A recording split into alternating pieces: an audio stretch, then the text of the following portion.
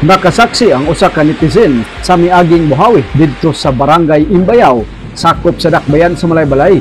Gani sa kuha sa iyang video, human sa kusog nga hangin, mo'y hinungdan sa pagkabalhin sa atop sa silingang tindahan nga dool ra usab sa iyang nasilungang covered court. Una, libundak ang kusog, usab nga ulan. Sumala sa iyang record, pipila ka minuto ang pagtuyok-tuyok sa kusog nga hangin, una kini nawagtang sa kahanginan.